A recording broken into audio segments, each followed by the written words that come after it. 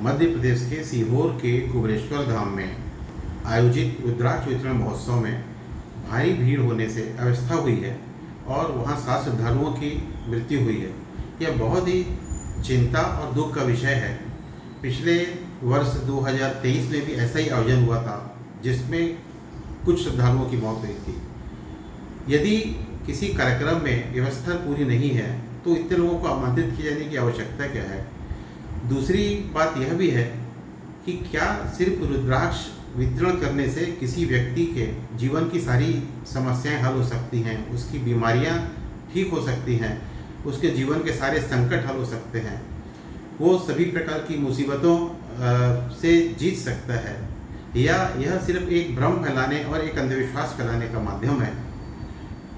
आम लोगों से यही अपील है कि वे ऐसे किसी भ्रम में ना पड़े। ऐसा कोई भी उपाय नहीं है, ऐसी कोई भी चमत्कार नहीं है जिससे उसके जीवन की समस्याएं हल हो जाएंगी, और जिसके लिए वे उतनी दूर जा करके जहां पर भारी भीड़ है, जहां ट्रैफिक जाम है, गाड़ियां चल नहीं पा रही हैं, खाने पीने का सामान नहीं मिल रहा है तो बहुत अधिक कीमतों में मिल रहा है, पीने के पानी की समस्या हो रही है।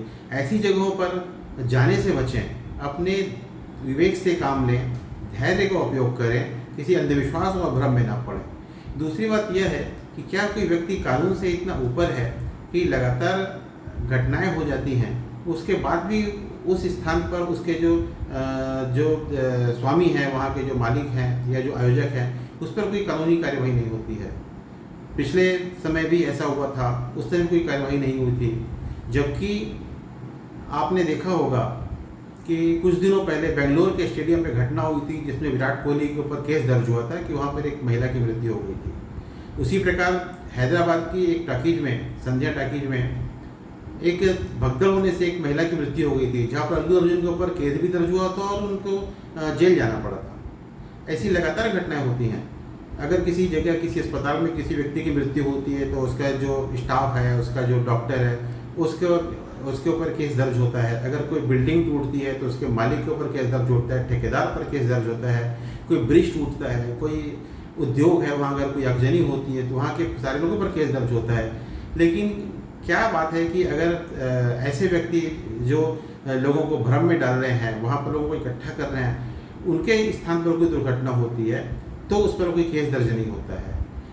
कोई भी व्यक्ति कानून से इतना ऊपर नहीं हो सकता है। प्रशासन को ध्यान देना चाहिए, और जो दोषी लोग हैं, वहाँ पर जो कहा जाता है जो प्रदीप मिश्रा का आयोजन है, ऐसे लोग हैं, उन पर केस दर्ज होना चाहिए। ऐसे मामलों पर पुलिस को संज्ञान लेना चाहिए, प्रशासन को संज्ञान लेना चाहिए। कुछ दिनों पहले ऐसी घटना हाथरस में हुई थी, बागेश्वर धाम में ऐसी घटना हुई थी जहाँ पर किसी व्यक्ति की मृत्यु हुई थी। 2-3 घटनाएं वहाँ भी हुई हैं। ऐसी घटनाएं सिर्फ ऐसा नहीं है कि यहीं हो रही हैं। चंगाई सभा में कुछ दिनों पहले ऐसी घटना हुई थी जहाँ पर लोगों को रात में एकत्रित किया जाता था कि वे चंगाई सभा में आने से वो ठीक हो जाएंगे, और वहाँ पर भी कुछ लोगों की मृत्यु हुई थी। तब हमने आंदोलन किया था और उसके बाद से रायपुर में चंगाई सभा होना बंद हुई है।